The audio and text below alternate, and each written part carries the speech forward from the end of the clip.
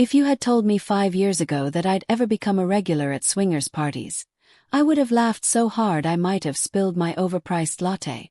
I mean me. The shy girl who used to fake phone calls just to avoid awkward small talk at yoga class. Life has a funny way of sneaking up on you, doesn't it? One minute you're swiping through dating apps, trying to avoid profiles where gym rat is their entire personality, and the next, you're RSVPing to events where the dress code suggests lingerie optional. It wasn't always this way, of course. My journey into this world started innocently enough. Chloe, my best friend and constant bad influence, was the one who planted the idea in my head. Chloe, the human embodiment of a tequila shot, fun, reckless, and a little bit dangerous, had been teasing me for years about my vanilla lifestyle. "Babe," she said one Sunday over brunch, her voice dripping with mischief as she swirled her mimosa, "you need to stop overthinking everything and just live a little." Live a little was Chloe's go-to phrase, usually right before something chaotic happened. And somehow that morning I let my curiosity get the better of me. Fast forward to Friday night, and there I was, standing outside an upscale loft in heels that already hurt, staring up at its frosted glass windows like it was the entrance to some secret society. The air was heavy with anticipation, and the low hum of distant music leaked out onto the quiet street. My heart was racing. Chloe, of course, was unfazed. She breezed past me, her confidence so palpable it practically left a glitter trail behind her. Inside, the loft was exactly what I'd imagined, but somehow not. Soft, moody lighting painted everything in a golden haze. Couples and singles mingled effortlessly, their laughter floating above the soft jazz playing in the background. The atmosphere was both inviting and intimidating, like stepping into the pages of a slightly scandalous novel. I clutched my wine glass like it was a life raft, letting Chloe pull me from one group to another. She was in her element, flashing that easy, flirtatious smile of hers, while I struggled to keep up. The people were beautiful in that annoyingly effortless way, like they all drank green smoothies for breakfast and posed for Instagram ads in their free time. Then it happened. He approached me while Chloe was busy laughing with a group of strangers. Tall, broad-shouldered, and exuding a quiet confidence, he extended his hand with a smile that could have melted steel. "First time here?" he asked, his voice smooth as velvet. "Is it that obvious?" I replied, mentally kicking myself for sounding so nervous. "A little," he admitted with a chuckle. "But don't worry, everyone feels like that the first time." His name was Ethan. Within minutes, we were chatting like old friends, talking about everything from travel to why avocados were overrated. For a moment, I forgot where I was, forgot the slightly surreal undertone of the room. I even started to feel comfortable. But then Chloe swooped back in, her eyes sparkling with mischief. "Having fun?" she asked, not waiting for an answer before whispering in my ear. "Things are about to get interesting." I didn't have time to ask what she meant before the lights dimmed ever so slightly, and the energy in the room shifted. Conversations softened, movements slowed, and an air of anticipation seemed to settle over everyone like a heavy silk blanket. My stomach did a little flip as I glanced around, trying to figure out what was happening. Chloe, ever the enigma, leaned closer. "Just go with it," she whispered, her tone so casual it made me feel even more nervous. "Trust me." Trust her. Chloe had dragged me into some questionable situations before, but nothing like this. Still, something about the atmosphere, about Ethan's steady gaze from across the room, kept me rooted in place. I felt the edges of my fear begin to blur, curiosity taking its place. The night unfolded slowly, each moment feeling like a delicate thread being pulled taut. I let myself relax a little, laughing, chatting, and even dancing when someone offered me their hand. For a while it was almost fun, like any other upscale party, just with a little more tension in the air. But there was something else, something I couldn't quite put my finger on. An undercurrent of secrecy, a quiet energy that made my skin tingle in equal parts excitement and unease. And then, just as I began to feel like I could handle it, like maybe this wasn't as overwhelming as I'd feared, something shifted again. The room seemed to grow warmer, the air thicker. I could see it in the way people moved closer to each other, the way their laughter turned softer, more intimate. "Ready for the next level?" Chloe asked, her grin almost wicked. I wasn't sure I was. But before I could answer, someone turned to me. A woman whose name I hadn't caught earlier but whose smile was so disarming it left me speechless. She handed me a drink, her fingers brushing mine as she said softly, "Welcome to the real party." And that's when I knew. This wasn't just a party. It was the party, and whatever came next was going to change everything. The night was unfolding like the kind of dream you're not sure is a fantasy or a nightmare. The room pulsed with a strange rhythm, a mix of soft music, hushed laughter, and the murmur of conversations that felt far too intimate for the number of people present. I held onto my glass of wine like it was a talisman, my only anchor in this surreal world. Ethan appeared again, seemingly out of nowhere, with that same easy confidence. He slid into the seat next to me, his gaze steady but kind. "How are you holding up?" he asked, his voice low, cutting through the haze of my nerves. I smiled faintly, hoping it didn't look as shaky as it felt. "It's different," I admitted. "I don't think I've ever been somewhere like this." He tilted his head, studying me like he was trying to decipher a puzzle. "That's the thing about places like this. It's not really about where you are. It's about the people you meet." Before I could respond, Chloe reappeared, her energy as chaotic and magnetic as ever. She placed her hands on my shoulders from behind, leaning in close. "You're doing great, babe," she whispered, her tone playful but edged with something deeper. "And trust me, the best part hasn't even started yet." "What's the best part?" I asked, trying to keep my voice steady. Chloe just grinned, her eyes sparkling with a kind of mischief that made me simultaneously love and fear her. "You'll see." And then, almost as if on cue, the room shifted again.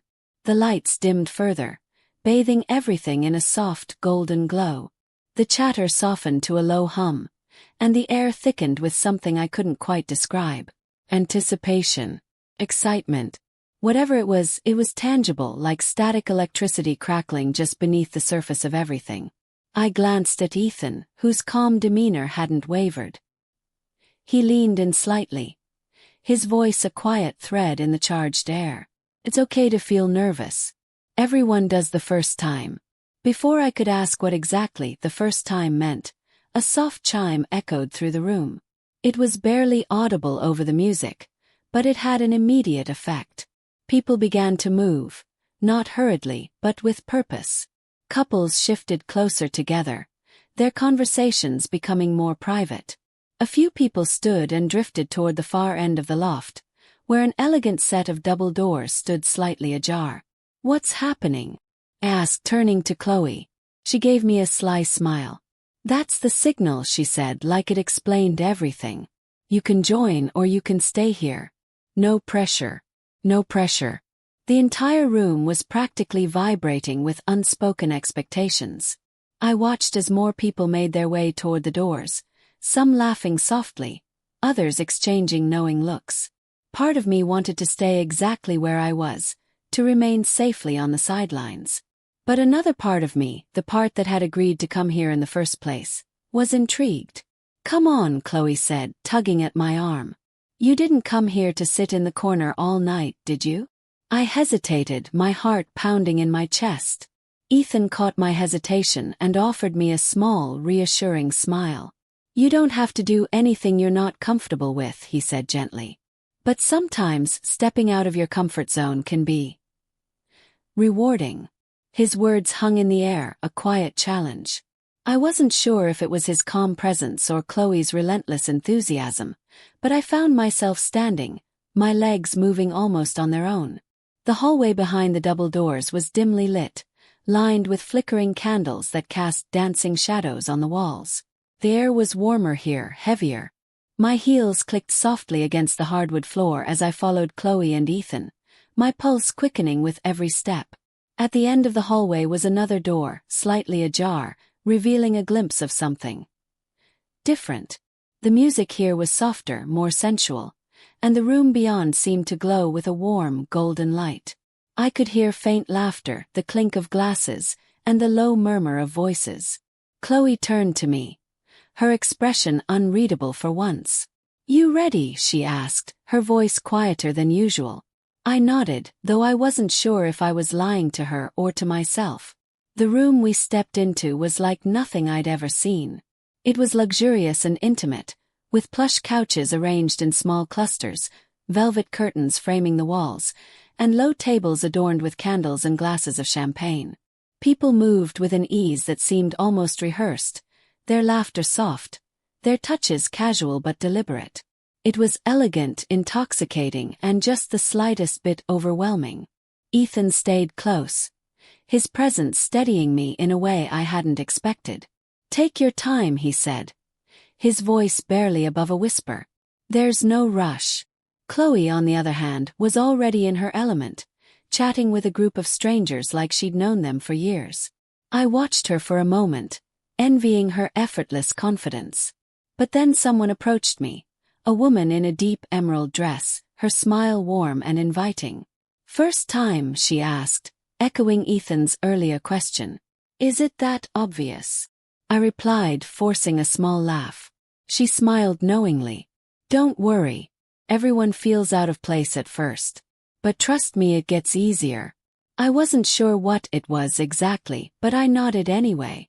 The night was still young, and part of me, the reckless, curious part, wanted to see where it would take me. The golden light of the room cast everything in a warm, dreamlike haze, but my heart pounded in sharp contrast to the serenity around me. This wasn't like any party I'd ever been to. There was a strange intimacy in the air, and yet it wasn't unwelcoming. People moved gracefully, their laughter low and private, their conversations flowing like honey. It was both mesmerizing and unnerving. I took another sip of my wine, letting the liquid fortify my courage. Ethan stood nearby, his casual confidence an anchor in this sea of uncertainty. He wasn't overbearing or pushy, which only made him more intriguing.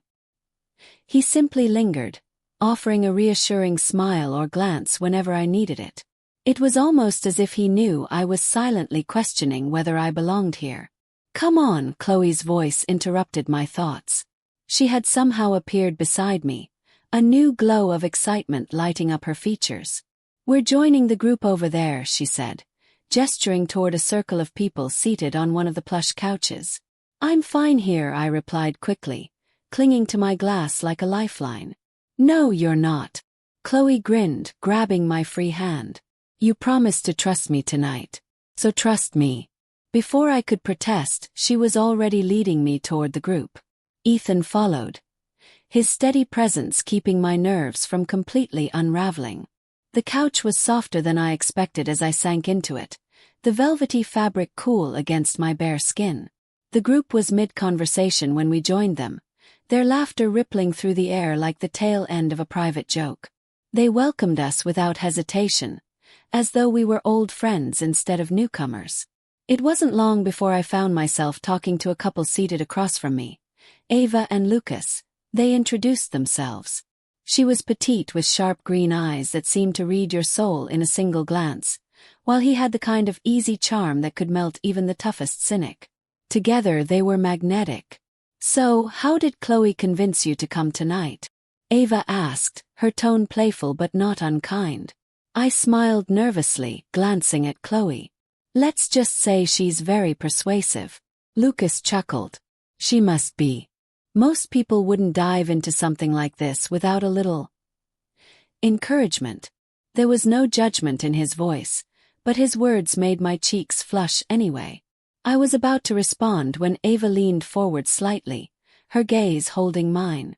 "Let me guess," she said, her lips curving into a knowing smile. "You're curious." The word hung in the air between us, heavy with unspoken meaning. I swallowed hard, suddenly hyper-aware of the charged energy around me. "Something like that," I admitted quietly. Ethan, who had been sitting quietly beside me, finally spoke. "Curiosity isn't a bad thing," he said, his voice calm and even.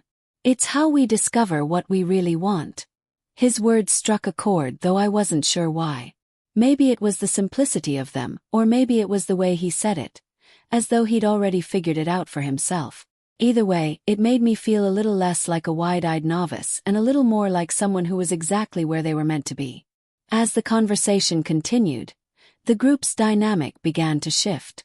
People leaned closer, their laughter softer, their touches more deliberate. I felt the change like a pulse in the air, subtle but impossible to ignore.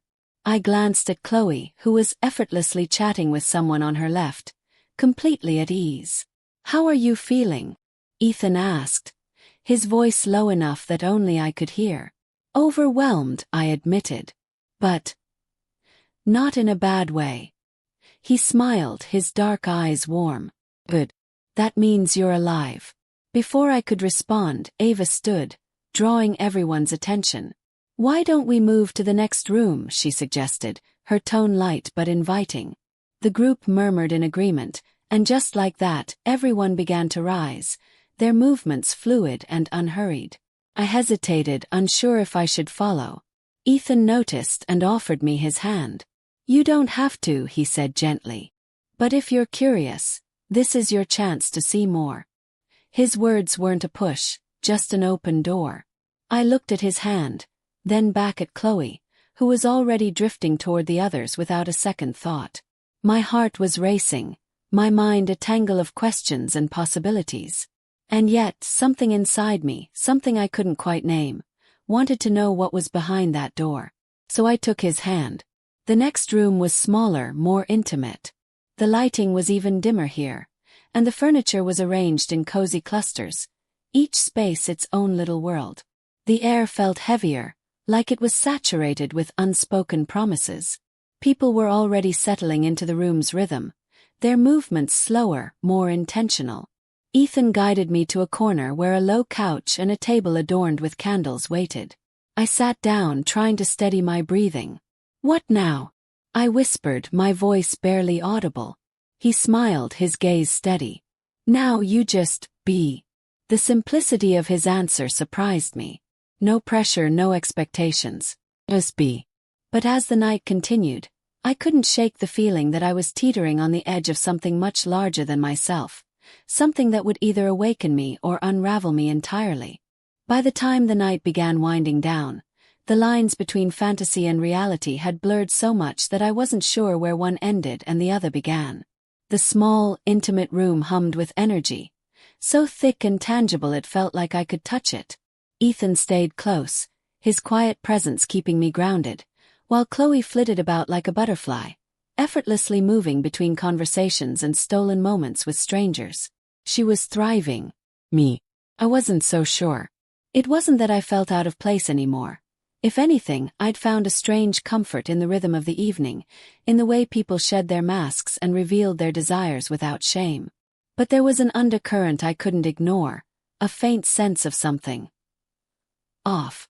Maybe it was the way certain glances lingered too long or how some laughter seemed forced, almost hollow. At one point, Ethan leaned closer to me, his voice a soft thread against the tension in the room. "You seem quiet.